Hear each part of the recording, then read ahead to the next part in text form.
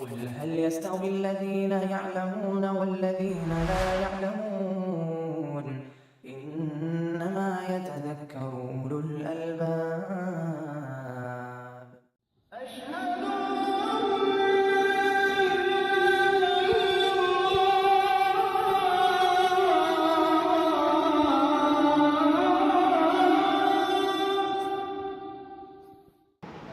بسم الله والحمد لله والصلاة والسلام على رسول الله وعلى آله وأصحابه ومن اهتدى بهدى أما بعد فباب الحث على الخشوع في الصلاة. ہم نے شروط الصلاة کا بیان پڑھا. آج نیا باب ہے ہمارے سامنے، نماز میں خشوع اور ابھارنے کا بیان. خشوع سکون کو، تواضع کو، اطمینان کو کہتے ہیں لغت میں، اور یہاں شریعت میں نماز کے اندر خشوع کا مطلب یہ ہے کہ آدمی اپنے قلب سے اور قالب سے، جسم سے اور دل سے اللہ کی طرف متوجہ ہو. نماز کے اندر دل حاضر ہو، دل میں یہ شعور اور احساس قوی ہو کہ وہ اللہ کے سامنے کھڑا ہے. ہونا تو یہ چاہیے کہ وہ یہ خیال کرے کہ وہ اللہ کو دیکھ رہا ہے، نہیں تو کم سے کم اتنا خیال تو ہو ہی کہ وہ اللہ کے سامنے کھڑا ہے، نماز پڑھ رہا ہے، اللہ اس کو دیکھ رہا ہے. لہذا خیالات کی دنیا میں نہ بھٹکے، اطمینان کے ساتھ، ترتیل کے ساتھ قرآن کی قرأت کرے. ذکر و اذکار جو رکوع کے ہیں، سجدے کے ہیں، اطمینان سے، طمانینت کے ساتھ، اعتدال کے ساتھ ارکان کو بجا لائے. اور جو شواغل ہے، جو انسان کو نماز سے پھرنے والی چیزیں ہیں، ان کو اپنے دماغ سے جھٹکے. ایک طرف اللہ کی طرف اقبال ہو، اور دوسرے کی شواغل اور جو صوارف ہے جو انسان کے دل و دماغ کو نماز سے پھرتے ہیں دوسری طرف، اس سے آدمی صاف ہو اور اس کو اپنے دل و دماغ سے باہر کرے، زائل کرے. مثلا اگر بہت زیادہ بھوک ہے تو بھوک کو مٹا لے، کھانا کھا لے. پیشاب پخانہ کی حاجت اور ضرورت ہے تو وہ اس کو کر لے، اس سے فارغ ہو کر اطمینان کر لے. اس طریقے سے پوری توجہ کے ساتھ اور اطمینان کے ساتھ نماز پڑھے، کیونکہ خشوع ہی اصل میں نماز کا مغز کہہ لیجیے، نماز کی روح کہہ لیجیے. اگر خشوع نہ ہو، دل حاضر نہ ہو، اعضاء اور جوارح پرسکون نہ ہو، آدمی بلا ضرورت کے لیے بھی بدن کو کھجا رہا ہو، جی گھڑیوں سے کھیل رہا ہو، داڑھی سے کھیل رہا ہو، تو یہ اس بات کی دلیل ہے کہ صاحب اس کا دل اللہ کی طرف متوجہ نہیں ہے. کیونکہ اگر دل کے اندر خشوع ہوگا، خشیت الہی ہوگی، اور دل حاضر ہوگا اللہ تعالیٰ کی بندگی کی طرف، تو اس کا اثر اعضاء پر ظاہر ہونا ضروری ہے. سکون، اطمینان، وقار اور تواضع ہوگا، اور انسان غفلت اور وسوسے سے پرہیز کرے گا. اسی لیے حدیث میں آتا ہے کہ بہت سارے لوگ ہوتے ہیں جو نماز پڑھ کے آتے ہیں تو ان کی نماز میں ثواب نماز کا 10واں حصہ ہی ملتا ہے، کسی کے ساتھ 9واں حصہ، کسی کے ساتھ 8واں حصہ، اور اسی طریقے سے ہوتے کوئی شخص نماز سے لوٹتا ہے اور کوئی بھی حصہ اس کو نماز سے نہیں ملتا. وہ در حقیقت خشوع اور خضوع کی کمی کے سبب ہوتی ہے. بہرحال علماء کرام کا اس بات پر اتفاق علامہ نووی نے نقل کیا ہے کہ نماز میں خشوع مستحب ہے، ضروری ہے، مستحب ہے، اور بعض اہل علم نے وجوب کا قول کہا ہے. بہرحال نماز کو صحیح طریقے سے پڑھنے کے لیے ضروری ہے کہ ہمارے دل میں خوف اور خشیت ہو، اور ہم نماز کی تیاری پہلے سے کریں، نماز کے لیے فارغ ہوں، اطمینان اور سکون ہو. جیسا کہ میں نے کہا کہ قرآن مجید کی آیتوں کی ترتیل ہو،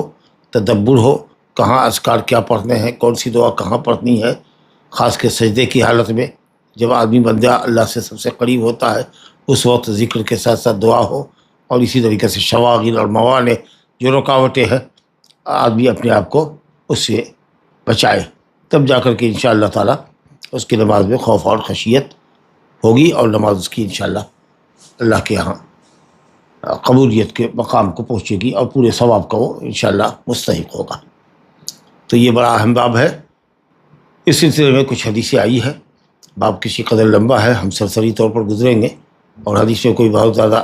علمی مباحث بھی نہیں ہے الحمدللہ. تو پہلی حدیث جو اس باب کے اندر لائے ہے، جو خشوع خضوع کے منافی ہے، وہ ہے کہ آدمی اس حال میں نماز نہ پڑھے کہ اپنے ایک ہاتھ کو یا دونوں ہاتھ کو کمر کے اوپر رکھے.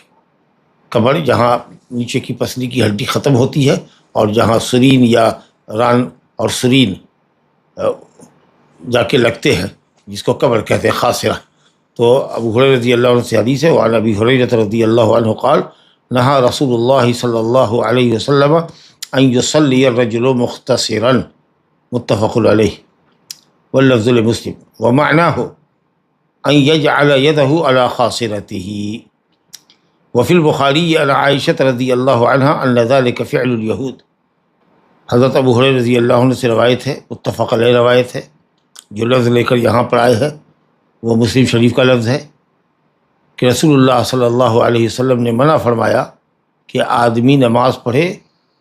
درا ہا لے کے، مختصراً درا ہا لے کے، اس کا ہاتھ کمر پر ہو، اس طریقے سے دونوں ہاتھ کو کمر پہ رکھ لیا اور نماز پڑھ رہا ہے۔ کہتے ہیں کہ اس طریقے سے آدمی نماز نہ پڑھے۔ یہ نہیں جو ممانعت ہے جمہور اہل علم کے نزدیک تو تنزیہی ہے، انہوں نے کہا کہ اگر کوئی اس طرح سے نماز پڑھتا ہے تو خلاف سنت ہے، نماز باطل نہیں ہوگی۔ اور دلیل یہ ہے، اس کے اندر، یہ حدیث کے اندر دلیل ہے کہ یہ حکمت اس سے منع کرنے کی کیا ہے کہ یہ یہود کی مشابہت ہے، کیونکہ یہود جب نماز پڑھتے ہیں تو ان کے ہاتھ جو ہوتے ہیں وہ ان کی کمر پر ہوتے ہیں۔ اور بعض لوگوں نے کہا کہ شیطانی عمل ہے، بعضوں نے کہا کہ مصلوب جو سولی پر لٹکایا جاتا ہے آدمی، جس کے دونوں ہاتھ کو لکڑی کے تختے پر پھیلا دیا جاتا ہے، اس سے مشابہت ہے، مصلوب شخص کی مشابہت ہے۔ لیکن چونکہ حدیث کے اندر خود ہی ام عائشہ رضی اللہ عنہ کہتی ہیں کہ ان ذلک فعل الیہود، یہ یہود کا فعل ہے، یہود کے عمل کی مشابہت ہے نماز کے اندر۔ تو اس لیے آدمی کو اس طرح سے نماز نہیں پڑھنا چاہیے۔ سنت سے کیا ثابت ہے کہ حالت قیام کے اندر آدمی نیت باندھے ہوا ہو، یعنی دائنا ہاتھ بائیں ہاتھ کے اوپر رکھے، اور صحیح قول یہ ہے سنت کے مطابق کہ سینے پر رکھے۔ تو مناسبت یہ ہوئی باب کی، حدیث کی باب سے مناسبت کیا ہوئی کہ ہاتھ کو کمر پر رکھنا یہ عدم خشوع کی دلیل، کیونکہ ہو سکتا ہے کہ رکھے رکھے آدمی تھک جائے تو یا تو ہاتھ کو اوپر کر لے یا پھر ہاتھ کو نیچے گرا لے، لیکن اگر آدمی حالت قیام کے اندر اگر نیت باندھے ہوتا ہے تو لمبا قیام بھی ہوتا ہے تو اس کو کوئی پریشانی الحمدللہ نہیں ہوتی، اور آدمی غیر ضروری حرکتوں سے بچ جاتا ہے۔ تو یہ ہے مختصراً کا مطلب۔ بعض لوگوں نے کہا کہ سورت کے اخیر سے 2 آیت پڑھنا، 1-2 آیت پڑھ کر کے جو لوگ ختم کرتے لوگوں کی عادت ہے، عادت ہوتی ہے کہ آخر سے 2-3 آیت پڑھ لیا، یہ ہے، اس سے نبی صلی اللہ علیہ وسلم نے منع فرمایا۔ تو یہ ممانعت تنزیہی ہے، 2-3 آیت آخر سے بھی پڑھ سکتے ہیں، بیچ سے بھی پڑھ سکتے ہیں، کہیں سے بھی پڑھ سکتے ہیں، لیکن بہتر یہ ہے کہ اگر 3 آیت ہی آپ کو پڑھنی ہے تو 3 آیت کی صورتیں بھی ہمارے پاس ہے 30واں پارے کے اندر آخر میں، تو مکمل صورت پڑھنا یہ بہتر ہے اس بات سے کہ آدمی کہیں سے بھی 2-3 آیت کو اٹھا لے، لیکن اگر کرتا ہے تو کوئی حرج کی بات نہیں ہے۔ تو صحیح قول یہ ہے کہ یہاں پر مختصراً کا مطلب یہ نہیں ہے کہ سورت کے آخر سے 2 آیت پڑھ لینا، یا کچھ لوگوں نے کہا کہ پڑھ رہا تھا اور جہاں آیت سجدہ آئی تو اس کو حذف کر کے پھر آگے نکل گیا تاکہ سجدہ کرنا نہ پڑے۔ تو کئی لوگوں نے کئی معنی مختصراً کا بتایا ہے، لیکن مختصراً خاصرہ پر ہاتھ رکھ کر پڑھنے والا نہ ہو، کمر پر ہاتھ رکھ کر پڑھنے والا نہ ہو، کیونکہ یہ طریقہ جیسا کہ ہم نے کہا کہ غیر ضروری حرکت کا داعی ہے، سبب ہے، اور اس سے خشوع اور خضوع پر اثر پڑتا ہے۔ اس لیے صاحب کتاب نے اس حدیث کو باب الخشوع فی الصلاۃ کے اندر ذکر کیا ہے۔ اسی طریقے سے کھانے پینے کی انسان کو ضرورت ہو، کھانا حاضر ہو اور نماز موجود ہو، تو ظاہر ہے کہ آدمی کو حاجت ہو، بھوک لگی ہو اور کھانا نہ کھائے تو خشوع خضوع میں نماز میں کمی ہو جائے گی، تو اس لیے پہلے کھا پی لے اس کے بعد جائے۔ خاص طریقے سے روزہ وغیرہ کے میں جب ہم لوگ افطار کرتے ہیں، مغرب سے پہلے کھانا ہمارے سامنے ہوتا ہے، اذان ہوتی ہے، اس کے بعد ہم کھاتے ہیں، تو کچھ اس قدر آدمی کھا لے کہ اس کی حاجت پوری ہو جائے، اور کھانے پر طبیعت لٹکی ہوئی نہ ہو، یا کھانا اس کے دماغ پر نہ ہو، کچھ اس قدر ضروری چیزیں لے لے اور پانی وغیرہ پی لے، مشروبات وغیرہ پی لے کہ ایک حد تک اطمینان ہو جائے، باقی پیٹ بھر کے اپنا بعد میں کھائے گا۔ اچھا، عرب کی یہ عادت تھی کہ عام طریقے سے جو عشاء کرتے تھے وہ مغرب سے پہلے کھا لیتے تھے شروع میں، جیسے غدا کہتے ہیں زوال سے پہلے کھانے کو، زوال سے پہلے کے کھانے کو غدا کہتے ہیں، اسی طریقے سے عشاء کہتے ہیں سورج کے ڈوبنے سے پہلے کے کھانے کو۔ تو عربوں کی یہ عادت تھی، خاص کے نجد وغیرہ کے علاقے میں، کہ دن کا کھانا زوال سے پہلے ہی کھا لیتے تھے، ظہر سے پہلے ہی کھا لیتے تھے، سوائے جمعہ کے دن کہ صحابہ کرام جمعہ کے دن جمعہ میں تبکیر کرتے، اول وقت پہ پہنچتے تو کھانے کو مؤخر کرتے جمعہ کے بعد کے لیے، ورنہ عام دنوں کے اندر جمعہ کے علاوہ دنوں میں غدا زوال سے پہلے کرتے۔ اور عشاء غروب آفتاب سے پہلے کرتے. تو مغرب سے پہلے کھانا کھاتے تھے. تو آدمی اتنا کھائے، اگر مغرب کی اذان ہو گئی، کھا رہا تھا، مغرب کی اذان ہو گئی تو ضرورت کے مطابق پورا کر لیے. نہیں کہ ایک لقمہ کھایا تھا، 2 لقمہ کھایا تھا اور اذان ہو گئی تو اس نے چھوڑ دیا اور چلا گیا، اور اس کی طبیعت کھانے پر آمادہ تھی اور دماغ میں وہ کھانا اس کا گھوم رہا ہے اور طبیعت اس کی بار بار کھانے کی طرف جا رہی ہے، تو نماز میں خشوع و خضوع کی کمی ہوگی. اسی لیے حضرت انس بن مالک رضی اللہ عنہ کی حدیث لے کر آیا ہے، وعن انس ان رسول اللہ صلی اللہ علیہ وسلم قال اذا قدم العشاء فابدعوا به قبل ان تصلوا المغرب، متفق علیہ. رسول اللہ صلی اللہ علیہ وسلم نے فرمایا، انس کہتے ہیں رضی اللہ عنہ، انس خادم رسول صلی اللہ علیہ وسلم کہتے ہیں کہ رسول اللہ نے فرمایا اگر عشاء پیش کر دیا جائے، وہی مغرب سے پہلے کا کھانا اگر کسی کے سامنے پیش کر دیا جائے تو مغرب کی نماز پڑھنے سے قبل کھانا شروع کرو، کھانا کھاؤ، تاکہ تمہاری حاجت اور ضرورت پوری ہو جائے اور نماز میں خشوع کے ساتھ، مکمل اقبال اللہ، پوری توجہ کے ساتھ، اطمینان کے ساتھ نماز قائم کر سکو. کیونکہ ویسے بھی عرب اور خاص کے مدینہ والے کھیتی پتھاری والے تھے، باغ کے اندر کام کر کے قبیل مغرب لوٹتے تو کھانا کی ان کو حاجت اور ضرورت ہوتی. اور کہتے ہیں اہل علم نے لکھا ہے کہ قدیم زمانے میں اہل نجد کی یہی عادت تھی، عشاء وہ مغرب سے پہلے کر لیتے تھے، غدا ظہر سے پہلے کر لیتے تھے. پھر بعد میں لوگ مغرب کے بعد کھانے لگے، اس کے بعد اور زمانہ بیتا تو عشاء کے بعد کھانے لگے. اور اب تو بہت سارے لوگوں کی عادت ہو گئی ہے کہ لیٹ نائٹ کھاتے ہیں، 10 بجے کے بعد 11 بجے 12 بجے کھانا کھاتے ہیں. حالانکہ اس سے بڑے مفاسد ہے، دانہ ہضم بھی نہیں ہوتا ہے اور سونے میں بھی خلل پڑتا ہے. تو طبی نقطۂ نظر سے بھی اطباء یہی نصیحت کرتے ہیں کہ اول العلم میں آدمی کھا لے اور فارغ ہو جائے اس سے. بہرحال تو اگر یہ کیفیت ہو کہ مغرب کے وقت میں کھانا ہو، تو آج کل تو کہ یہ کیفیت ہم لوگوں کے یہاں نہیں ہے، یا عام طریقے سے مغرب کے وقت لوگ کھانا نہیں کھاتے ہیں. عام عادت اب لوگوں کی یہی ہو گئی ہے کہ عشاء کی نماز کے بعد ہی عشاء کھاتے ہیں. حالانکہ عشاء تو قبل الغروب کے کھانے کو کہتے ہیں، لیکن اب عشاء جو ہے وہ عشاء کے بعد ہونے لگی ہے. اب پہلے عشاء جو ہوتی تھی وہ عشاء کیا بلکہ مغرب سے بھی پہلے ہوا کرتی تھی. تو خیر حالات کے مطابق بدلتے رہتے ہیں. لیکن اب جیسے کہ مغرب سے پہلے ہم کھانا کھاتے ہیں، رمضان کے اندر افطار کرتے ہیں، تو اب ایسی بھی جلدی نہ ہو افطار کے اندر کہ آدمی ایک آدھ کھجور لے اور ایک گھٹ پانی لے اور فوراً کھڑا ہو جائے. عام طریقے سے حرمین میں بھی ہم نے دیکھا ہے کہ 10 منٹ کا وقفہ ہوتا ہے، اور الحمدللہ یہ وقفہ اتنا کافی ہوتا ہے کہ آدمی بقدر ضرورت کھا پی سکتا ہو. تو خیر نبی صلی اللہ علیہ وسلم نے فرمایا کہ جب عشاء تمہارے سامنے کر دیا جائے تو عشاء تناول کرو قبل اس کے کہ مغرب کی نماز پڑھو. اور اگر ابھی حاجت ہے، ضرورت ہے اور اقامت بھی ہو رہی ہے اور تم کو بھوک ابھی ستا رہی ہے، ابھی بھوک تمہاری میٹھی نہیں ہے، تمہاری ضرورت ابھی کھانے میں ہے، تو کھاتے رہو یہاں تک کہ بقدر ضرورت تم کھا کر کے فارغ ہو جاؤ، کہ اس کے بعد تمہاری نفس میں اطمینان ہو اور تمہارا دل اللہ کی طرف عبادت کے لیے مائل ہو.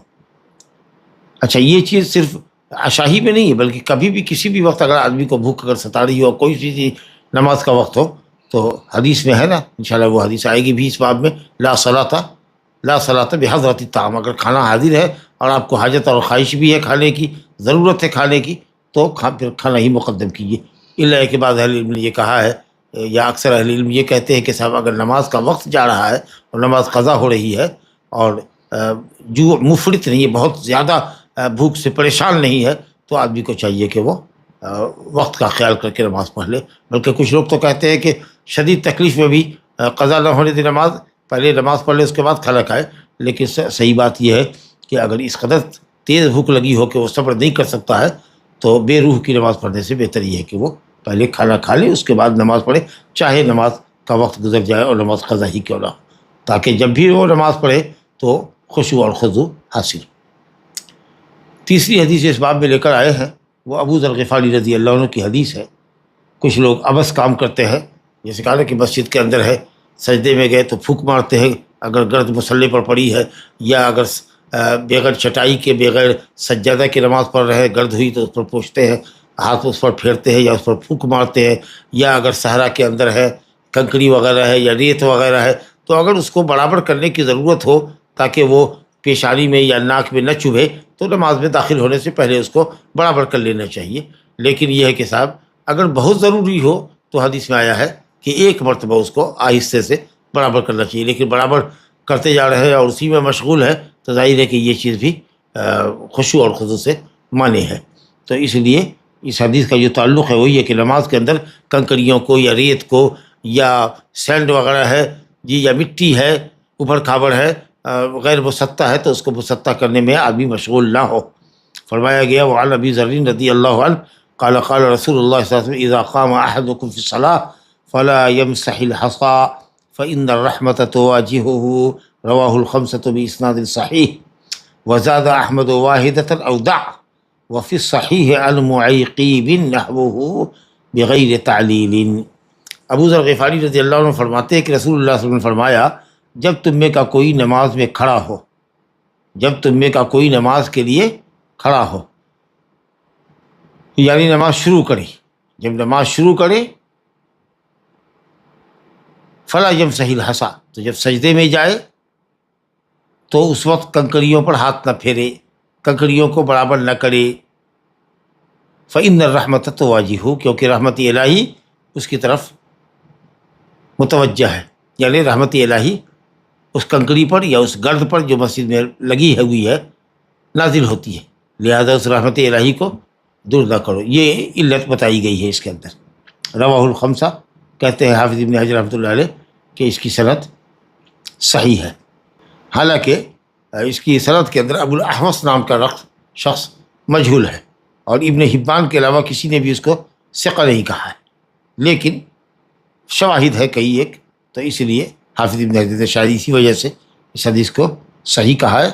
اور امام ترمذی نے حسن کہا ہے۔ بہرحال اس کے بعد جو روایت لے کر کے آئے ہیں کہ صاحب احمد کے اندر ہے واحدۃ، اگر ضروری ہی ہو تو اس کو ضرورت پر محمول کرے کہ اگر کنکری کو مسطح کرنا، پلین کرنا، برابر کرنا ضروری ہو تو ایک مرتبہ واحدۃ، ایک مرتبہ، ورنہ چھوڑ دو اس کو۔ اس حدیث کے مقابلے میں جو صحیح روایت ہے جو ابو سلمہ بن عبد الرحمن سے ہے اور انہوں نے روایت کیا ہے معیقیب سے، معیقیب صحابی ہے، معیقیب سے روایت کیا ہے کہ اور یہ حدیث صحیح میں ہے، صحیح میں یعنی بخاری اور مسلم کی روایت ہے، بخاری اور مسلم کی روایت ہے معیقیب سے۔ اس کے اندر ہے کہ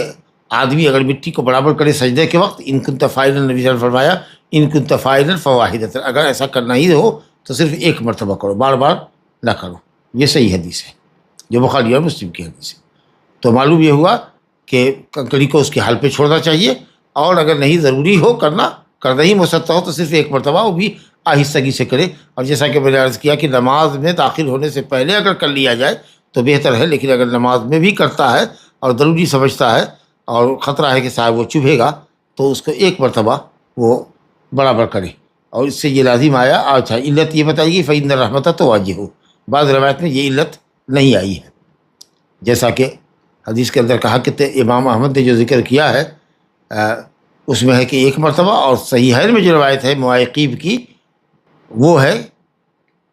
اسی طرح سے کہ اگر ان کنت فاعلا، اگر کرنا ہی ہو یعنی تمہیں کا جب کوئی نماز میں کھڑا ہو تو اپنی کنکڑی کو برابر نہ کرے، وہ ان کنت فاعلا، اور اگر کرنا ہی ضروری ہو تو ایک مرتبہ۔ علت جو یہاں آئی ہے فإن الرحمة تواجہ، یہ علت بخاری اور مسلم کی حدیث میں نہیں ہے۔ بہرحال اس سے یہ سمجھ میں آتا ہے کہ جب ہم سجدے گاہ کو، مٹی کو یا کنکڑی کو بلا حاجت برابر نہیں کر سکتے اور اگر ضرورت ہو تو صرف ایک مرتبہ، تو نماز کے اندر پیشانی کو صاف کرنا، ناک کو صاف کرنا، یا اسی طریقے سے اگر ہتھیلی کے اندر سجدے میں اگر گرد لگ گئی ہے تو بہت سے لوگوں کی عادت ہوتی ہے کہ ہاتھ کو جھاڑتے رہتے ہیں، پھونکتے رہتے ہیں اور اسی طریقے سے پیشانی اور ناک کو صاف کرتے رہتے ہیں۔ یہ سب عبث عمل ہے اور یہ نماز کے اندر خشوع اور خضوع کو کم کرتا ہے اور نماز میں ثواب آپ کا کم ہو جاتا ہے۔ نبی کریم صلی اللہ علیہ وسلم کے تعلق سے ہے کہ آپ صلی اللہ علیہ وسلم نے ابو سعید خدری رضی اللہ عنہ کی روایت ہے کہ آپ نے فرمایا تھا کہ کسی ایک خاص متعین سال میں کہ مجھے خواب یہ آ رہا ہے کہ اس مرتبہ رمضان میں لیلۃ القدر اس رات میں ہوگی، آخری عشرے کے، جس رات میں بارش ہوگی اور میں کیچڑ میں سجدہ کروں گا۔ چنانچہ فجر کی نماز میں آپ نے جو سجدہ کیا وہ مطلع صاف ہونے تک کیچڑ آپ کی پیشانی اور ناک پر لگا رہا۔ چنانچہ ابو سعید خدری رضی اللہ عنہ نے کہا کہ ہم نے نبی صلی اللہ علیہ وسلم کی پیشانی اور ناک کے اوپر مٹی کا اثر دیکھا۔ پوچھا گیا کہ وہ کون سی رات تھی تو انہوں نے کہا کہ صاحب 21ویں کی شب تھی۔ تو مصلی کو چاہیے، نمازی کو چاہیے کہ پوری توجہ اللہ کی طرف ہو. اب یہ نہیں کہ صاحب بار بار پیشانی کو صاف کر رہے ہیں, ہاتھ کو صاف کر رہے ہیں, زمین کو برابر کر رہے ہیں, بلا ضرورت کے لیے بھی اپنے اچکن کو اپنے کپڑے کو سنبھال رہے ہیں اور اسی میں مشغول ہے. ایسا کوئی کام نہ کرے جو خشوع خضوع میں مانے ہو. اسی طریقہ سے ایک چیز خشوع میں یہ ہوتی ہے, بہت سے لوگوں کی عادت ہوتی ہے کہ نماز پڑھ رہے ہوتے ہیں تو غیر ضروری طور پر بہت دور اپنی نظروں کو دوڑاتے ہیں. کچھ لوگوں کی عادت ہوتی ہے کہ ذرا سا گردن کو ٹیڑھا کر کے دائیں طرف یا بائیں طرف دیکھتے ہیں. جی, تو اس کو جو کہا گیا کہ دائیں طرف دیکھنا بائیں طرف دیکھنا, اگر بلا ضرورت ہو تو اس کو کہا گیا اختلاس ہے. یہ اختلاس ہے. یختلس شیطان من صلاۃ العبد, بندے کی نماز سے شیطان اچک لیتا ہے اس کی نگاہ کو, اس کی غفلت کا فائدہ اٹھا کر کے اس کی نگاہ کو دوسری طرف پھیر دیتا ہے اور اس طریقے سے اس کی خشوع اور خضوع کو کم کرتا ہے. تو یہ جو اچکا پن ہے, یہ اچکا پن جو ہے یہ شیطان کی طرف سے. وعن عائشہ رضی اللہ عنہا قالت سألت رسول اللہ صلی اللہ علیہ وسلم عن الالتفات فی الصلاۃ. حضرت عائشہ رضی اللہ عنہ کہتی ہے, بڑی عالمہ فقیہ تھی, دیکھیے کس طریقے سے مسائل دریافت کیا کرتی تھی اور نبی کریم صلی اللہ علیہ وسلم کی حدیثوں کو سنتی تھی, سمجھتی تھی اور لوگوں کو مسئلے دیتی تھی. بڑی عالمہ فاضلہ تھی. کہتی ہے سألت رسول اللہ صلی اللہ علیہ وسلم, میں نے رسول اللہ سے پوچھا کہ نماز کے اندر التفات کا کیا حکم ہے, یعنی گردن کو داہنی طرف قبلہ سے ہٹا کر کے داہنی طرف موڑنا یا بائیں طرف سے موڑنا. ابھی ٹھیک ہم قبلے کی رخ پر بیٹھے ہوئے, پچھم ہمارا ہے, جس طرف ہمارا رخ ہے, تو ہم داہنی طرف گردن ایسے کر رہے ہیں, بائیں طرف ایسے گردن کر رہے ہیں بلا حاجت کی وہ بھی. تو یہ کہا آپ نے فرمایا کہ وہ اختلاس, یہ ایک طرح کا اچکا پن ہے جو تیزی سے شیطان انسان کی نظر کو لیتا ہے اور دائیں بائیں پھیر دیتا ہے. یختلس الشیطان من صلاۃ العبد, بندے کی نماز سے شیطان اس کی نگاہوں کو اچکتا ہے اور وہ دائیں بائیں دیکھتا ہے. صحیح بخاری کی روایت ہے, مسلم میں یہ حدیث نہیں, لیکن حاکم نے مستدرک میں اس حدیث کا ذکر کیا ہے تو کہا کہ رواہ البخاری و مسلم. لیکن صحیح یہ ہے کہ یہ ان کا وہم ہے, یہ حدیث بخاری میں ہے. عائشہ رضی اللہ عنہ کی یہ حدیث کہ میں نے رسول اللہ صلی اللہ علیہ وسلم سے نماز میں التفات کے تعلق سے پوچھا کہ دائیں بائیں گردن گھمانا, دائیں بائیں دیکھنا یا گوشے چشم سے دیکھنا, آنکھ کے کنارے سے دیکھنا دائیں بائیں, تو آپ نے فرمایا کہ یہ اختلاس ہے, یہ اچکا عمل ہے, ایسا اچکا پن جس کو کہہ لیجیے. یختلس الشیطان من صلاۃ العبد, کہ شیطان بندے کی نماز سے اس کی غفلت کا فائدہ اٹھا کر اس کی نگاہ کو اچک لیتا ہے اور دائیں بائیں پھیر دیتا ہے. یہ بخاری شریف کی روایت ہے. اور ترمذی میں حضرت انس رضی اللہ عنہ سے روایت ہے, جس حدیث کو امام ترمذی نے صحیح کہا, ایاک والالتفات, ایا کلمہ تحذیر یعنی احذر انت ایھا المصلی, اے مصلی بچو کس چیز سے, والالتفات یعنی احذر الالتفات فی الصلاۃ, نماز میں دائیں بائیں مردے سے بچو. کیوں؟ فإنہ ہلاکت, یہ ایک طرح کی ہلاکت ہے, ایک طرح کی ہلاکت ہے. ہلاکت یعنی ہلاکت ہے, یعنی شیطان تمہاری نماز کو خراب کرنے کے لیے اس طرح کا عمل کر رہا ہے. آگے دیکھیے کہتے ہیں فَإِنْ كَانَ لَا بُدَّ, اگر ضروری ہی ہو دائیں بائیں دیکھنا تو کہتے ہیں فَفِي التَّطَوُّعِ, نفل میں. حالانکہ اگر ضروری ہو تو فرض میں بھی ہے. نبی صلی اللہ علیہ وسلم نے فرض کی نماز کے اندر بھی گھاٹی کی طرف دیکھا ہے, جس طرف کسی پہرے دار کو بھیجا تھا, گھڑ سوار کو, اس کی آمد کا انتظار تھا تو دائیں بائیں دیکھتے تھے. یا اسی طریقے سے جنگی حالات ہو اور آدمی نماز پڑھ رہا ہو تو دائیں بائیں دیکھ سکتا ہے, یا کوئی چیز گرنے والی ہو, خطرے کی چیز ہو تو آدمی دائیں بائیں ضرورت دیکھ سکتا ہے. فرض نماز کے اندر بھی ہے. تو یہ کہنا ترمذی کا حضرت انس کی روایت کے تعلق سے یہ صحیح حدیث ہے کہ نبی صلی اللہ علیہ وسلم نے فرمایا کہ خبردار التفات سے بچو نماز میں, کیونکہ یہ تو ہلاکت ہے, نماز کو تمہارے برباد کرنے والی چیز ہے. اگر ضروری ہو تو نفل میں. یہ حدیث یہ ہے دو وجہ سے ضعیف ہے. ایک تو یہ کہ اس کی سند میں علی بن زید جو ابن جدعان کے نام سے معروف ہے, علی بن زید ابن جدعان, یہ ضعیف راوی ہے. اور دوسری یہ ہے کہ سعید بن مسیب نے انس رضی اللہ عنہ سے روایت کی ہے اس حدیث کو, اور سعید بن مسیب کی روایت حضرت انس سے غیر معروف ہے, غیر مشہور. تو یہ دو علت ہے. اسی لیے جو کہا ہے حافظ ابن حجر نے کہ صححہ, ترمذی نے اس کو صحیح کہا ہے. علماء نے لکھا ہے کہ جو نسخے ترمذی کے موجود ہیں اس وقت, اگر آپ ان کا مراجعہ کریں تو اس میں امام ترمذی نے حسن غریب لکھا ہے. اور بعض روایت میں کہ ھذا حدیث الغریب, یہ غریب حدیث ہے, یعنی ایک سند سے آئی ہے اور وہ بھی اس کے اندر جو کلمات ہے وہ صحیح نہیں ہے, کیونکہ یہ صحیح حدیث کے خلاف ہے کہ اگر نفل میں کرتے ہو تو کوئی حرج نہیں, چلے گا, لیکن فرض میں نہیں کر سکتے. حالانکہ ضرورتاً فرض میں بھی کیا جا سکتا ہے. بہرحال محقق علامہ احمد شاکر مصری رحمۃ اللہ علیہ نے حاشیہ ترمذی پر لگایا ہے، انہوں نے کہا کہ میں نے کسی بھی ترمذی کے کسی بھی نسخے میں یہ نہیں دیکھا کہ ترمذی نے اس حدیث کے اوپر صحیح کا حکم لگایا۔ بہرحال دوسرے مقام پر امام ترمذی نے اپنی جامع سنن ترمذی میں، جامع سنن دونوں کہتے ہیں اس کو، اس میں حدیث کو حسن کہا ہے۔ علی کل حال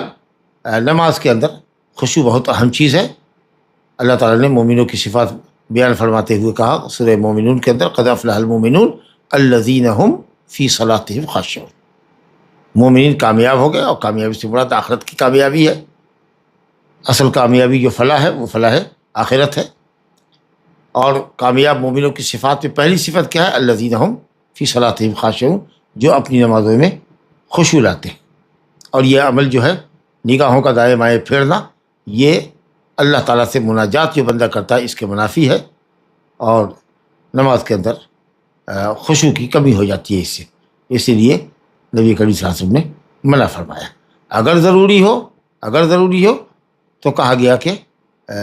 کر سکتا ہے، کر سکتا ہے، مگر اس سے نفل نماز کا ذکر ہے۔ حالانکہ پیارے مصطفیٰ صلی اللہ علیہ وسلم نے فرض نماز کے اندر بھی کیا ہے، اور حضرت ابو بکر صدیق رضی اللہ عنہ نے بھی کیا ہے۔ نبی صلی اللہ علیہ وسلم کی موجودگی میں سہل بن سعد الساعدی رضی اللہ عنہ کی روایت ہے کہ ایک مرتبہ نبی صلی اللہ علیہ وسلم جب قباء میں دو قبیلے کے افراد کے درمیان اختلاف اور مار پیٹ ہو جانے کے سبب صلح کرانے کے لیے گئے، تو حضرت بلال کو حکم دیا تھا کہ حضرت ابو بکر سے کہنا کہ نماز پڑھا دیں۔ عصر کی نماز جیسے ہی حضرت ابو بکر رضی اللہ عنہ نے شروع کی تھی کہ نبی صلی اللہ علیہ وسلم آ گئے، اور صفوں کو چیرتے ہوئے آپ اگلی صف میں گئے، اور ابو بکر رضی اللہ عنہ التفات نہیں کر رہے تھے۔ لوگوں نے اپنے زانوں پر تالیاں بجانی شروع کر دی، یعنی زانوں پر ہاتھ مارنا شروع کر دیا۔ جب بہت زیادہ تھپ تھپا ہٹ انہوں نے سنی ابو بکر صدیق نے، تو پھر انہوں نے التفات کیا گردن سے۔ التفات اسی کو نہ کہتے دائیں بائیں طرف دیکھنا۔ جب دیکھا تو نبی صلی اللہ علیہ وسلم کو پایا، تو حضرت نبی صلی اللہ علیہ وسلم نے اشارہ کیا کہ اپنی جگہ پر قائم رہیں، لیکن ابو بکر صدیق پیچھے لوٹ آئے، اور نبی صلی اللہ علیہ وسلم آگے بڑھ گئے، کیونکہ ابھی نماز شروع ہی ہوئی تھی۔ یہ حدیث بھی ہم ضمن بات آ چکی ہے کسی حدیث کی شرح میں، تو یہاں حضرت ابو بکر صدیق رضی اللہ عنہ کا التفات ہے۔ اور اسی طریقے سے روایت ہے ابو داؤد وغیرہ کے اندر، اور اسناد صحیح ہے کہ سہل بن حنظلیہ کہتے ہیں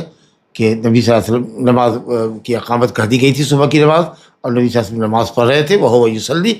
ویلتفت الی الشعب، اور گھاٹی کی طرف، پہاڑ میں جو گھاٹی ہوتی ہے، راستہ جو ہوتا ہے اس کی طرف دیکھ رہے ہیں۔ امام ابو داؤد کو فرماتے ہیں کہ وَكَانَ أَرْسَلَ فَارِسًا إِلَى الشِّعْبِ مِنَ اللَّيْلِ يَحْرِسُ، نبی کریم صلی اللہ علیہ وسلم نے ایک گھڑ سوار کو گھاٹی میں بھیجا تھا پہرے داری کرنے کے لیے، تو یہ سبب التفات تھا۔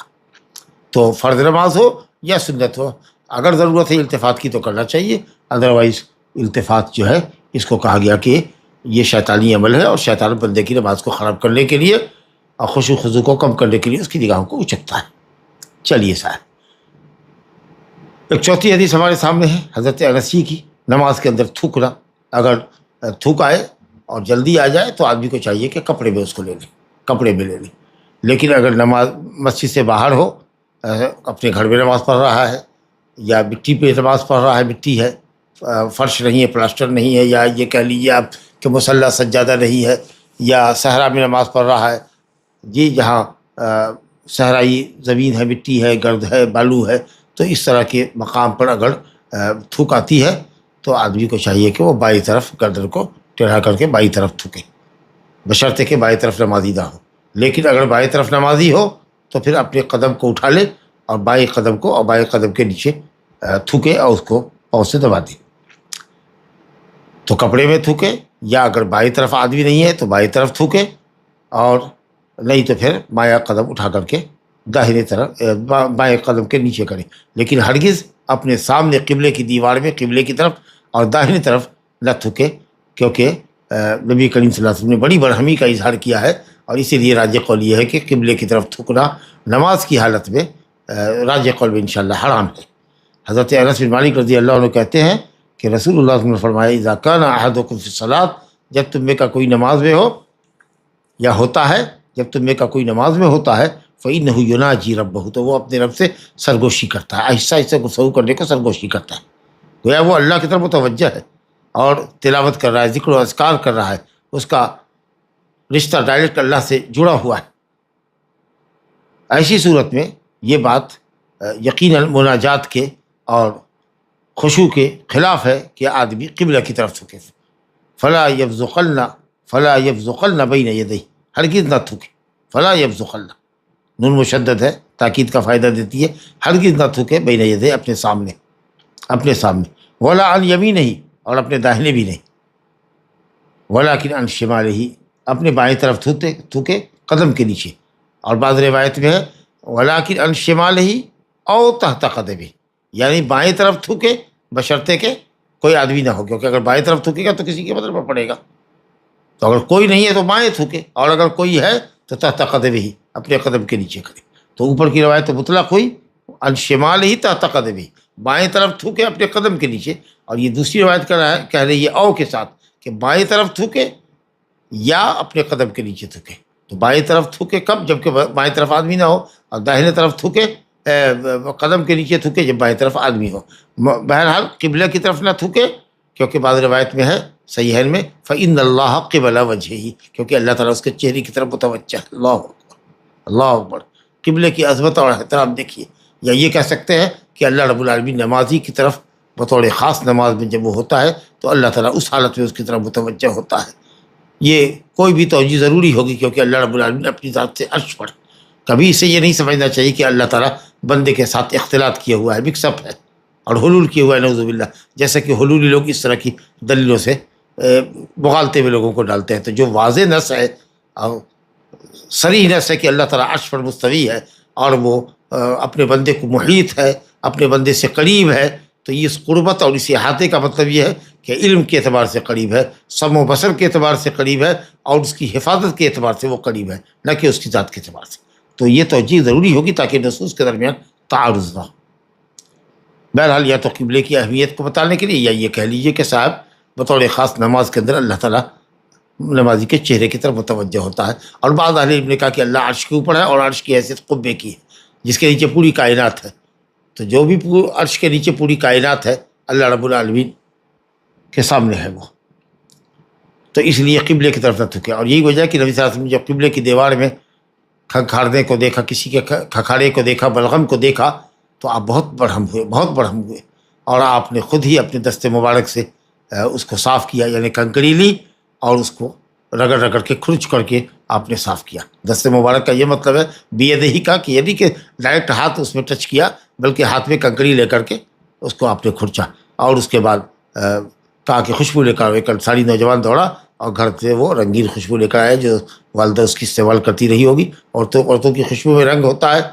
اور خوشبو مدھم ہوتی ہے اس کی، اور مردوں کی خوشبو رنگ سے پاک ہوتی ہے، رنگ سے خالی ہوتی ہے، اور خوشبو مرد کی خوشبو کی جو ہوتی ہے وہ اسمیل تیز ہوتی ہے۔ تو آپ نے آپ کے ہاتھ میں جو ڈنڈا تھا، جو لکڑی جو ٹیڑھی ہوتی ہے جس کے اوپر قبضہ، جس کو ہاتھ میں پکڑتے ہیں، اس میں آپ نے وہ عطر لگایا، مخلوط عطر رنگین، اور پھر اس حصے پر جو تھک کا حصہ تھا، کھکھاڑے کا حصہ تھا، بلغم کا، اس پر آپ نے صاف کیا اور برہمی کا اظہار کیا کہ کیسے کوئی تم میں کا کوئی نماز پڑھتا ہے تو قبلہ کی طرف تھکتا ہے، اور جبکہ اللہ رب العالمین اس کی طرف متوجہ ہوتا ہے۔ تو یہ ہے مسئلہ، نماز کے اندر آدمی کو اگر تھوک آئے، جلدی آ جائے، تو فوراً کپڑے میں لے لے اور کپڑے کو ایک دو تو تین تہ کر لے، یا کوئی رومال وغیرہ ہے یا کوئی دستی وغیرہ ہے یا رومال ہے، اس کو نکال کر کے اس میں تھک لے بائیں ہاتھ سے، اور پھر اس کو یوں لپیٹ کر کے رکھ لے یا کپڑے میں رکھ لے، پر بعد میں نظافت کے پہلو سے اس کو صاف کر لے، یا پھر بائیں طرف اگر کوئی نہیں ہے تو تھوکے، یا قدم کے نیچے تھوکے۔ جی، اسی طریقے سے نمازی کو خشوع خضوع کے لیے ضروری ہے کہ اس کے سامنے کوئی ایسی چیز نہ ہو، یا دائیں بائیں میں اس کے سامنے کوئی ایسی چیز نہ ہو کہ بار بار وہ اس کی نظر کو کھینچ رہی ہو۔ کوئی منقش پردہ لگا ہوا ہے دروازے کے اوپر جس کی طرف بار بار نظر آپ کی جا رہی ہے۔ کچھ لوگ ہیں جو آئینہ کے سامنے، لوکنگ گلاس کے سامنے کھڑے ہوتے ہیں اور نماز پڑھ رہے ہیں اور چہرے کو دیکھ رہے ہیں، اور پھر داڑھی کے پراگندہ بالوں کو سنوار بھی رہے ہیں انگلیوں سے، تو کبھی سیدھی ٹوپی کو ذرا سیدھی کر رہے ہیں۔ تو یہ سب جو کیفیت ہے آگے نہیں ہونی چاہیے، جو نمازی کی توجہ کو اپنی طرف کھینچتے، کیونکہ یہ خشوع کے منافی ہے۔ چنانچہ حضرت انس رضی اللہ عنہ کی روایت ہے بخاری میں، کہتے ہیں کہ کان قرام لعائشہ رضی اللہ عنہا سطرت به جانب بیتها فقال النبی صلی اللہ علیہ وسلم امیطی عنا قرامک هذا فإنه لا تزال تصاویرہ تعرض لی فی صلاتی، رواه البخاری. واتفق على حدیثها فی قصۃ انبجانیۃ ابی جہم وفیہ فإنها الہتنی عن صلاتی. حضرت انس رضی اللہ عنہ کہتے ہیں کہ حضرت عائشہ رضی اللہ عنہ کے گھر میں ایک قرام تھا، باریک پردے کو کہتے ہیں جو رنگین ان سے بنا جاتا ہے، کئی طرح کے رنگین ان کے ساتھ بنا ہوا ایک باریک سا پردہ تھا جالی دار، اس کو انہوں نے لگا رکھا تھا گھر کے ایک حصے میں، ایک جانب ایک طرف انہوں نے اس کو لٹکا رکھا تھا پردے کے طور پر. تو ایک مرتبہ نبی کریم صلی اللہ علیہ وسلم کی توجہ اس کی طرف اٹھ گئی تو آپ صلی اللہ علیہ وسلم نے فرمایا امیتی ان قرامک ھذا، نماز سے فارغ ہونے کے بعد فرمایا کہ اپنے اس پردے کو ہٹاؤ، ہم سے ہٹاؤ. فإنہ لا تزال تصاویرہ، اس میں جو بنی ہوئی تصویر ہے یا نقش و نگار ہے، یہ تعرض لی فی صلاتی، میری نماز میں میرے سامنے ظاہر ہوتی رہی. اس کی جو تصاویر ہیں، اس میں جو رنگ ہے یا اس میں جو پیڑ پودے اور دریا پہاڑ ہے، یا ممکن ہے کہ اگر جاندار کی تصویر رہی ہو جیسا کہ ایک مرتبہ لگایا تو آپ ناراض ہوئے، چنانچہ اس کو انہوں نے پھاڑ کر کے تکیہ بنا لیا، یہ پاپوش بنا لیا، تکیہ بنا لیا جس پر آدمی ٹیک لگاتا ہے یا اس پر بیٹھتا ہے. مطلب یہ ہے کہ تصویر کی تذلیل اور توہین اگر ہو جائے یا اس کو اس انداز پہ پھاڑا جائے کہ چہرہ الگ ہو جائے، باڈی الگ ہو جائے، آنکھ ناک سب کو الگ کر دیا، اس انداز سے اگر پھاڑا جائے کہ اب اس پر تصویر کا اطلاق نہ ہو تو پھر آپ اس کو استعمال کر سکتے ہیں. بہرحال آپ نے اس کی رنگ کی وجہ سے، اس کی تصویر کی وجہ سے اور صارف ہونے کی حیثیت سے کہ نگاہ کو پھیرنے والی چیز ہے اور نماز سے مشغول کرنے والی چیز ہے، آپ نے کہا کہ اس کو ہٹاؤ فی صلاتی. تو ایسی کوئی بھی چیز سامنے نہیں ہونی چاہیے. چنانچہ بخاری اور مسلم میں روایت جو آئی ہے حضرت عائشہ رضی اللہ عنہ کی حدیث سے، جو حدیث آئی ہے اس کے اندر یہ ہے کہ ابو جہم رضی اللہ عنہ، ہم پہلے بھی پڑھ چکے ہیں کہ ابو جہیم یا ابو جہم ایک تو انصاری صحابی ہیں جی، اور ایک جو ہے وہ ابو جہم عبید یا عامر بن حذیفہ، عامر بن حذیفہ یا عبید بن حذیفہ، یہ قرشی ہیں، ادوی جی. تو یہ فتح مکہ کے سال مسلمان ہوئے تھے، کاروبار تجارت کا کرتے تھے. نبی کریم صلی اللہ علیہ وسلم کے پاس انہوں نے ایک چادر بھیجی، لیکن اس وہ ملون چادر تھی، یا اس پہ نقش و نگار تھے یا اس پہ دھاڑیاں جو تھی وہ لال پیلی رہی ہوگی. تو نبی کریم صلی اللہ علیہ وسلم نے اس کو اوڑھا، قیمتی چادر تھی، تو اس کے رنگوں میں آپ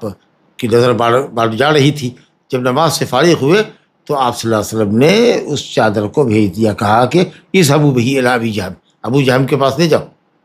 عبید بن حذیفہ یا عامر بن حذیفہ کے پاس لے جاؤ، اور میرے لیے امبجانیہ یا امبجانیہ، بے کو کسرہ یا بے کو فتحہ، با کو کسرہ یا با کو فتحہ دونوں چلے گا، صاحب لے آؤ، جس کے اندر یا تو وہ دھاڑی نہیں ہوتی، یہ کلر ہے، کالا کلر ہے، یا کوئی اور ہلکا آف وائٹ ہے جی، یا وائٹ ہے، یا اگر ہے کوئی رنگ تو کالی دھاڑی ہے صرف، یعنی ملون نہیں ہے، لال ہری پیلی اگر دھاڑی ہو تو یہ جاذب نظر ہوتی ہے. تو آپ صلی اللہ علیہ وسلم نے کہا کہ میری اس قمیصہ کو، چونکہ انہوں نے ہدیہ دے دیا تھا اور آپ نے ہدیہ قبول کر لیا تو ملکیت آپ کی ہو گئی تھی، اس لیے آپ نے کہا بے خمیصتی حاضی، یہ میری اس قمیصہ کو، میرے اس کمبل کو یہ لے جاؤ جس کے اوپر دھاڑیاں پڑی ہوئی تھی، اور کہا کہ اس کو لے جانا اور اس کے بدلے میں مانگ لینا کہ امبجانیہ دیجیے، یہ جو ملون نہیں ہوتی ہے، یا پھر اگر اس کے اندر دھاڑی اگر ہوتی ہے تو کالی ہوتی ہے، جو نظر کو اپنی طرف کھینچتی نہیں ہے. اور علت یہ بتائی کہ فإنها قد الہتنی فی صلاتی، اس چادر کی دھاڑیوں نے اور اس کے رنگ نے اور اس کی تصویروں نے مجھ کو نماز سے غافل کر دیا. اس طریقے سے خشوع ہمارا کم ہوا. ایک مرتبہ آپ نے ایسا کیا، ایک مرتبہ اس کی دھاڑی کو دیکھا، نظرہ واحدہ. تو ان صلاتی جو کہا وہ صلاتی سے بڑا پوری نماز نہیں بلکہ بعض صلاتی، اور وہ ہے ایک مرتبہ آپ نے ایسا دیکھا. تو کوئی بھی نمازی کے سامنے ایسی کوئی تصویر نہیں ہونی چاہیے، کوئی ایسا نقش و نگار نہیں ہونا چاہیے، کوئی ایسی خوبصورت تحریر نہیں ہونی چاہیے، آئینہ وغیرہ نہیں ہونا چاہیے جس کی طرف آدمی کی توجہ بار بار جائے. عام طریقہ سے آج کل مسجدوں میں دیکھتے ہیں ہم کہ جو اوقات صلاۃ بنتا ہے اور اس کے اندر لال ہرے پیلے رنگوں کا استعمال ہوتا ہے. جی جمعہ کی نماز تو ظہر کی نماز، اور اس کا ٹائم ہوتا ہے. آج کل الیکٹرانک بھی ٹائم ٹیبل بنائے ہوئے ہیں، تو نماز کے اوقات کے نام جو ہے وہ الگ ہے، ٹائم الگ ہے، اور پھر اس کے اندر جو ٹائم ابھرتا ہے اس کا کلر الگ ہے، بہت ہی وہ جاذب ہوتا ہے.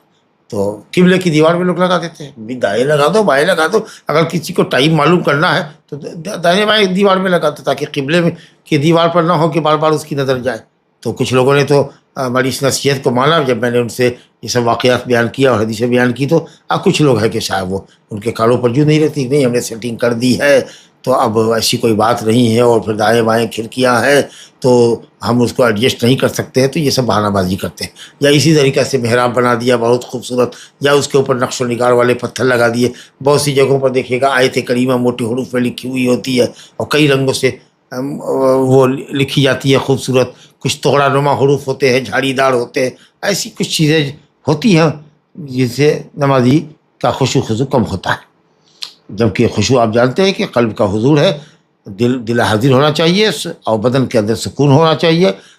غیر ضروری طور پر ہاتھ میں جسم میں حرکت نہیں ہونی چاہیے، نظریں بار بار اٹھے نہیں، دائیں بائیں مڑے نہیں، اللہ کی طرف پوری توجہ ہونی چاہیے. اور اسی وجہ سے خشوع خضوع کو بحال رکھنے کے لیے اہل علم نے کہا ہے کہ آدمی کی نمازی کی نظر سجدے گاہ پر ہونی چاہیے یا اپنے پاؤں پر ہونی چاہیے. تو رکوع وغیرہ کے اندر تو خیر پاؤں میں ہو، لیکن قیام کی حالت میں سجدے کی حالت میں بہتر ہے. اگر کبھی نظر آگے چلی بھی جاتی ہے تو کوئی حرج نہیں ہے، لیکن دیر تک دور تک دیکھتے رہنا، اور خاص کر جب سامنے کی کھڑکیاں کھلی ہوئی ہوں قبلے کی دیوار میں، تو آدمی دیکھ رہا ہوتا ہے، اور گزرنے والی عورتیں بھی ہو سکتی ہے، کوئی اور چیز بھی ہو سکتی ہے. تو یہ چیزیں انسان کو نماز سے غافل کرتی ہیں، تو ان کا خیال ہونا چاہیے.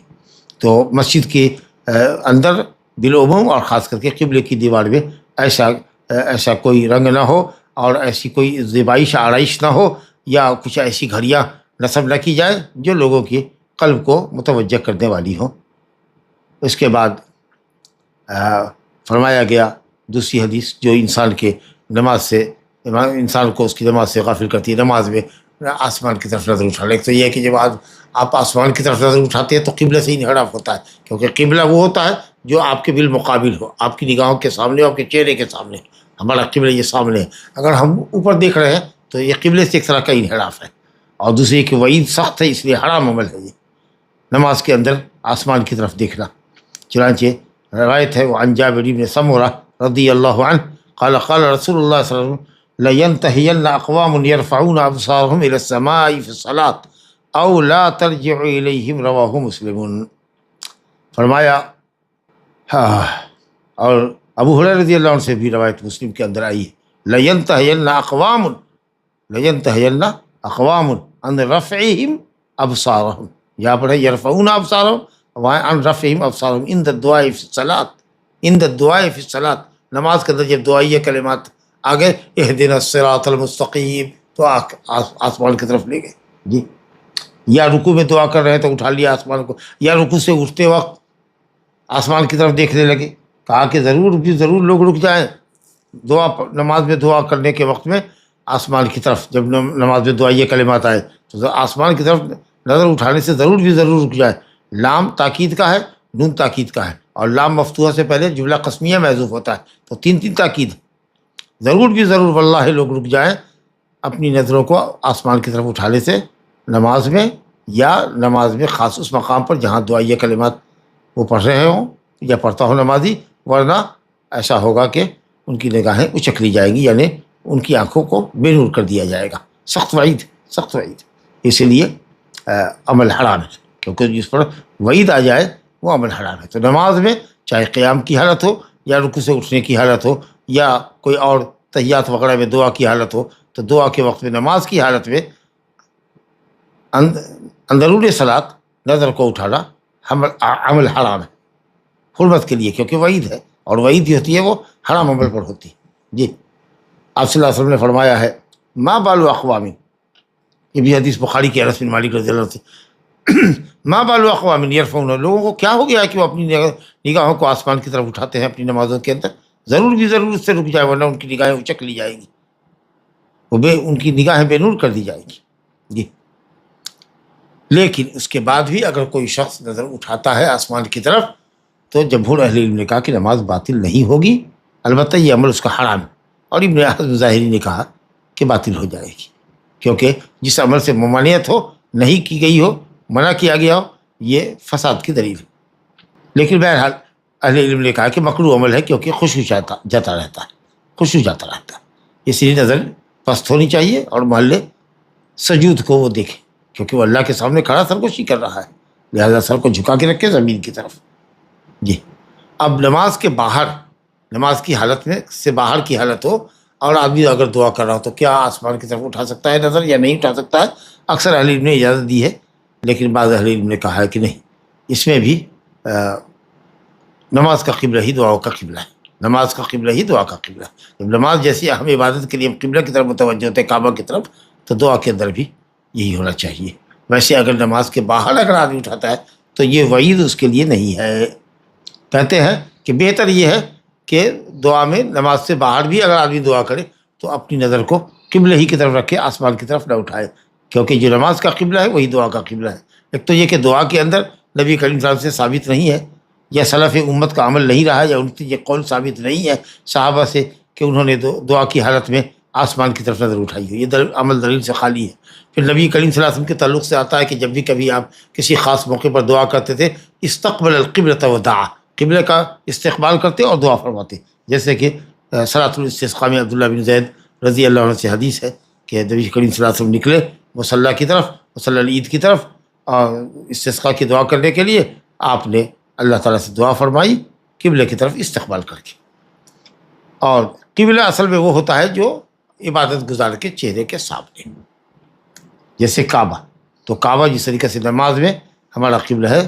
ذکر و دعا کے اندر، اور جانور کو بھی ہم ذبح کرتے تھے، کیا کہا گیا کہ بہتر یہ کہ اس کو قبلہ رخ لٹایا جائے اور تب دعا پڑھی جائے۔ قبلہ وہ نہیں ہے جس کی طرف نظر اٹھائی جائے، قبلہ وہ ہے جس کی طرف آدمی کی توجہ ہو، جس کی طرف چہرہ ہو انسان کا، نہ یہ کہ جس کی طرف نظر اٹھائی جائے، وہ قبلہ نہیں ہوتا۔ بہرحال مصلی چاہے امام ہو یا منفرد ہو یا مقتدی ہو، اس کو چاہیے کہ موضع سجدہ کو دیکھے، اگر کبھی نظر آگے بڑھ گئی تو پھر فوراً ہی اس کو پلٹنا چاہیے تاکہ اپنے خشوع کو باقی رکھ سکے۔ اس کے بعد وہی حدیث جو ہم نے پہلے شروع میں ذکر کی تھی کہ صاحب اگر اذا قدم العشاء، اگر عشاء پیش کر دیا گیا ہے، مغرب سے پہلے کا کھانا، اور اذان مغرب کی ہو گئی ہے، جماعت بھی شروع ہے، لیکن آدمی کی حاجت ابھی پوری نہیں ہے، کھانے میں اس کی رغبت باقی ہے تو کھانا کھا لے، اگر کبھی جماعت چھوٹ بھی جاتی ہے تو کوئی حرج نہیں، لیکن اس کو عادت نہ بنائے، اپنے کھانے کی ترتیب ایسی کرے کہ نماز با جماعت سے اس کے میں حاضری اس کی یقینی ہو سکے۔ کبھی ایسا ہو سکتا ہے کہ آدمی کہیں باہر سے آیا تو اچانک سے اس کو بھوک تیز لگی ہوئی ہے تو کھانے بیٹھ گیا، اور کھانا بھی کچھ اتنا اس کو کھانا ہے کہ جس سے اس کی جماعت کے فوت ہونے کا خطرہ ہے، تو ایسا ہو سکتا ہے، لیکن عادت نہیں بنائے، تو اپنا وقت کو اپنے وقت کی ترتیب ایسی کرے کہ جس میں اس کا کھانا جماعت سے متصادم نہ ہو، یا جماعت کے وقت میں کھانے کی نوبت پیش نہ آئے۔ بہرحال یہ حدیث ہے، مسلم ہی کے اندر حدیث ہے، وَلَهُ، مسلم ہی کی حدیث جو ہم نے پہلے پڑھی تھی وہی حدیث ہے، عن عائشہ رضی اللہ عنہا قالت سمعت رسول اللہ صلی اللہ علیہ وسلم یقول لا صلاة بحضرة طعام ولا هو يدافعه الاخبثان۔ عائشہ رضی اللہ عنہا سے روایت ہے، کہتی ہیں میں نے رسول اللہ صلی اللہ علیہ وسلم سے سنا فرماتے ہوئے، لا صلاة بحضرة الطعام، نماز نہیں ہے جب کھانا حاضر ہو، کھانا حاضر ہے، پکا ہوا ہے کھانا، اور کھانے والے کی ایک ضرورت اور بھی بتائیے، ایک شرط اور بتا دی کہ کھانے والے کو حاجت بھی ہو، نماز ادھر کھڑی ہے، کھانا بھی موجود ہے اور کھانے کی حاجت بھی ہے، لیکن ابھی کھانے کی حاجت تو ہے، بھوک تو لگی ہوئی ہے، لیکن کھانا پکا نہیں ہے، ابھی تیار کیا جائے گا، وقت لگے گا، تو اس آدمی کو چاہیے کہ نماز ہو جائے، کیونکہ اگر ایسے بھی انتظار کرے گا تو نہ بھوک جائے گی اور نماز بھی چھوٹے گی، جماعت بھی جائے گی۔ تو لیکن یہ حکم ہے کب؟ جب کھانا موجود ہو، سامنے ہو موجود، اور بھوک بھی تیز لگی ہو، تو نبی صلی اللہ علیہ وسلم نے فرمایا خشوع خضوع کو قائم رکھنے کے لیے جو نماز کی روح ہے کہ بھائی پہلے کھانا اس کے بعد نماز، کھانا جب حاضر ہو، اور دوسری شرط کہ حاجت بھی شدید ہو تو نماز نہیں ہے، پہلے کھانا کھاؤ، اور نہ اس حالت میں نماز ہے جب کہ آدمی کو پیشاب اور پیخانے کی حاجت دھکے دے رہی ہو، یعنی نکلنے پہ مجبور کر رہی ہو کہ تم جس کام میں ہو اس کو چھوڑو، پہلے جاؤ، پیشاب زور کا آ رہا ہے اور پیخانے کی حاجت شدید ہے، تو مسجد میں ہو تو یا کہیں کسی کام میں ہو فوراً ہی اس کو لیٹرین کی حاجت ہے،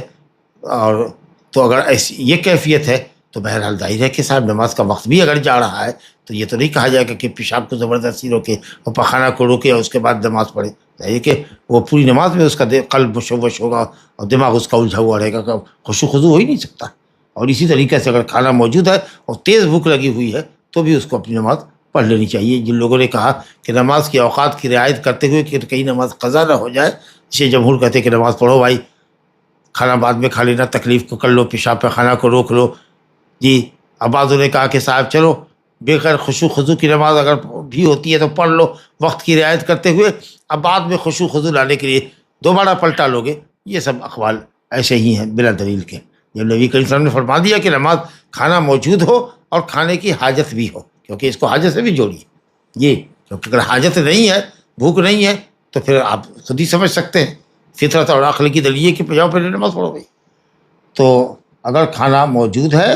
کھانے کی حاجت بھی شدید ہے، پیشاب پیخانے کی حاجت شدید ہے، اس کو روک نہیں سکتے آپ، تو پھر آپ ایسی حالت میں نماز مت پڑھیے، ورنہ بالکل ہی نماز بے روح ہوگی. اور یہ کہنا کہ صاحب نماز کی رعایت کرتے ہوئے، وقت کی رعایت کرتے ہوئے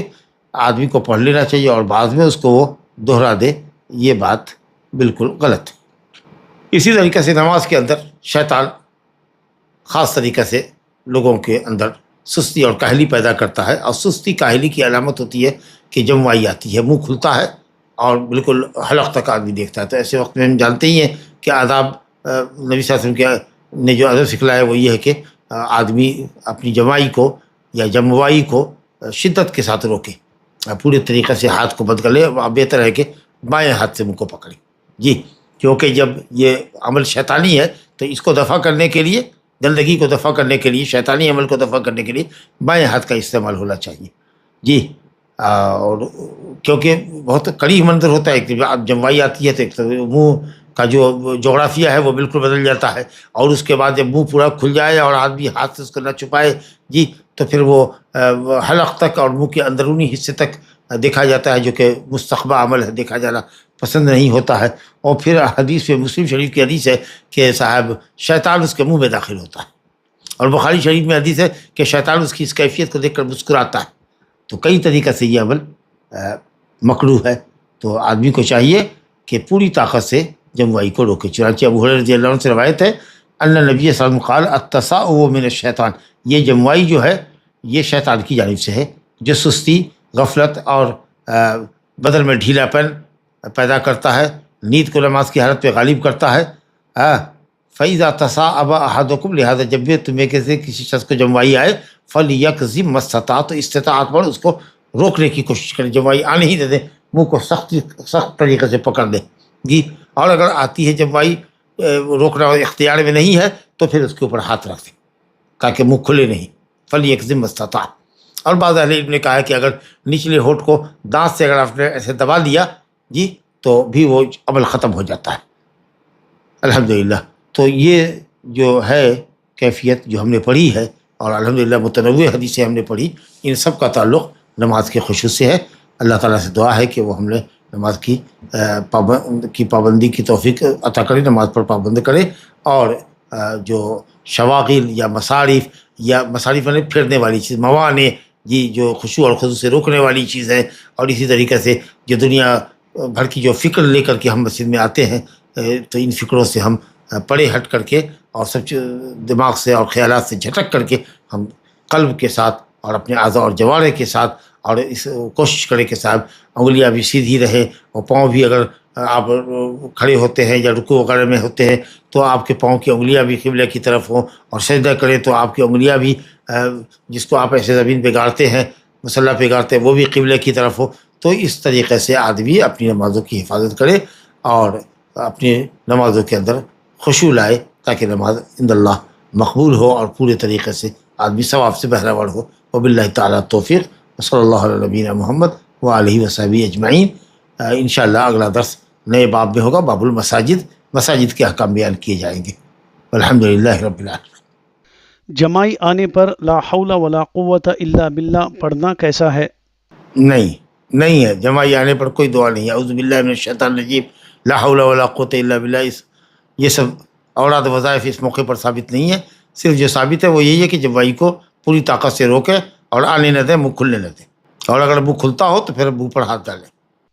مسجد کی دیوار پر یا نماز کے ٹائم ٹیبل بورڈ پر اللہ اور محمد صلی اللہ علیہ وسلم آمنے سامنے لکھا نظر آتا ہے, ایسا کرنا کیسا ہے؟ یہ بھی غلط ہے. بار بار نظر بھی جاتی ہے اور پھر پیرلل لکھتے ہیں. اس کا مطلب یہ ہے کہ کہیں نہ کہیں یہ بدعتیوں کی ایجاد ہے کہ صاحب اللہ محمد دونوں ایک پلڑے میں ہے, ایک برابر میں ہے, اسی لیے وہ نام لکھتے ہیں. تو کوئی تک نہیں ہے کہ ایک طرف اللہ ایک طرف محمد لکھے, اور قبلے کی دیوار میں تو لکھے ہی نہیں. تو اہل علم نے اس لکھنے کو بھی پسند نہیں کیا ہے کہ آپ ایک طرف اللہ ایک طرف محمد لکھ رہے ہیں, گویا کہ برابر درجے میں آپ اس کو لے کر کے آ رہے ہیں. چھوٹا بچہ ہے 2-3 سال کا, اگر نماز پڑھتے وقت سامنے سے بار بار گزرے تو کیا کرنا چاہیے؟ کوئی حرج نہیں ہے. آپ اس کو روکیں گے بھی تو نہیں رکے گا, اور روکیں گے ہاتھ پکڑ کے اس کو ہٹائیں گے, بغل میں بٹھائیں گے, ہو سکتا ہے چیخے چلائے, تو اس سے کوئی فرق نہیں پڑتا ہے. نمازی کے آگے سے اگر بالغ عورت گزرتی ہے, گدھا گزرتا ہے, کتا گزرتا ہے, نماز باطل ہوتی ہے. آدمی کو چاہیے کہ اپنی توجہ رکھے. اگر اشارے سے روک دینا ممکن ہو, بچہ رک جائے یا اس کا ہاتھ پکڑ کر کے بغل میں کھڑا کر لے, بیٹھا دے, تو ٹھیک ہے. ورنہ اگر وہ بھاگتا دوڑتا ہے تو آپ اپنی نماز کی طرف اپنی اٹینشن کو رکھیے, اپنا اٹینشن نماز کی طرف رکھیے. کچھ بھائی نماز میں شرٹ یا ٹی شرٹ ایسا پہنتے ہیں کہ جب وہ سجدے میں جائے تو کمر کے نیچے کا حصہ ظاہر ہوتا ہے, تو اس کا حکم کیا ہے؟ نماز تو ہو جائے گی, لیکن یہ عمل بہرحال مکروہ ہے, اور شخص کو نماز کے اندر اچھا لباس, ساتھی لباس, ڈھیلا لباس پہن کر کے آنا چاہیے. یا اگر اس طرح کی کیفیت ہے تو پھر وہ انڈر سیٹنگ کرے, ٹی شرٹ نیچے رکھیں, اوپر سے پینٹ چڑھائیں, پھر اس کو ٹائٹ کریں تاکہ وہ ان کے کمر کا حصہ یا بازو کے ہپ کا حصہ کھل جاتا ہے, سمجھا کہ نہیں, بلکہ دوبر تک کا حصہ کھلنے کا اندیشہ رہتا ہے نعوذ باللہ اگر کمر ڈھیلی ہے تو اگر وہ سب بے ستری ہوگی تو نماز نہیں ہوگی. کسی شخص کے بال بڑے ہو مرد کے اور وہ سجدے میں جائے اور سجدے میں سے اٹھے تو چہرے پر بال آتے تو اس کو بار بار ٹھیک کرنا پڑتا ہے, ایسا کرنا کیسا ہے؟ کوئی حرج نہیں ہے. اگر سیدھا کر لے, پیچھے کر لے تو کوئی حرج نہیں ہے. اگر چہرے پر لٹک رہا ہے اور بار بار ایشنگ پیدا کر رہا ہے تو اس کو پیچھے کر لینے میں کوئی حرج نہیں ہے. جھاڑنا نہیں ہے, اس کو پیچھے کر دینا ہے, ہٹا دینا. اگر وہ چہرے پر بال لٹک رہا ہو, اس کی وجہ سے پریشانی ہے اور بار بار ایچنگ ہو رہی ہے, تو پھر اس بال کو کان کے نیچے لے لینے میں کوئی حرج نہیں ہے. یا اگر اس طرح کی کیفیت ہو تو کوئی اس طرح کی کوئی چیز کلپ وغیرہ ٹائپ کی اگر لگا لے. لیکن یہ ہے کہ بال اتنا ہی ہونا چاہیے جو گردن تک ہونا چاہیے. گردن کے نیچے جو لوگ لے کر کے آتے ہیں وہ صحیح نہیں ہے. جو آج کل فیشن چلا ہوا ہے, چوٹی باندھتے ہیں اور کمر کے نیچے کمر تک لے کے آتے ہیں یا آدھی پیٹھ تک بال رکھتے ہیں. نبی کریم صلی اللہ علیہ وسلم کا بال جو ہوتا تھا وہ کندھے کو ٹچ کرتا ہوتا تھا. یہ کندھا جو ہے جہاں گردن اور یہ موڑھا شولڈر لگتا ہے وہاں تک ہوتا تھا, اور اس طرف سے کان کی لو تک ہوا کرتا تھا. نماز پڑھتے وقت آنکھ بند کرنا کیسا ہے؟ نہیں, آنکھ بند کرنا یہ وظیفہ نہیں ہے. آنکھ کھول کے نماز پڑھنا چاہیے. لیکن کبھی کبھار اگر تدبر میں آیات پر تدبر کرتے وقت اگر آنکھ بند ہو جاتی ہے یا آنکھ آدمی بند کر لیتا ہے تو کوئی حرج کی بات نہیں. لیکن آنکھ بند کر کے عبادت کرنا یہ ہمارے یہاں عبادت کا طریقہ نہیں ہے. باقی رہا کہ جو چیز ملہی ہے, جو ہم کو نماز سے غافل کرنے والی چیز ہے, اس چیز کو ہٹانا چاہیے اور انتظامیہ کو لوگوں کی شکایتوں پر دھیان دینا چاہیے تاکہ لوگوں کی نماز کا خشوع و خضوع برقرار رہے. جہاں نماز پڑھ رہے وہاں پر سامنے آئینہ ہے اور کوئی دوسری جگہ نماز پڑھنے کے لیے اویلیبل نہیں ہے تو کیا کیا جائے؟ ہاں تو نظر نیچی کر کے پڑھے, یا پھر یہ ہے کہ آئینے کے اوپر کوئی پردہ ڈال دے, کوئی کپڑا ڈال دے نماز کے وقت میں, کوئی سادہ سا کپڑا, کوئی بلیک سا کپڑا اس کے اوپر ڈال دے. یا نہیں تو پھر یہ ہے کہ صاحب اپنی نظر کو پست رکھے. لیکن اگر بار بار نظر جا رہی ہے اور آدمی اپنے چہرے کے خط و خال کو دیکھ رہا ہے تو پھر یہ بات صحیح نہیں ہوگی, اور نماز کے خشوع و خضوع جس حد تک کم زیادہ ہوتا رہے گا, جس قدر زیادہ خشوع میں کمی آئے گی, اسی قدر نماز کا ثواب آپ کا کم ہوتا چلا جائے گا.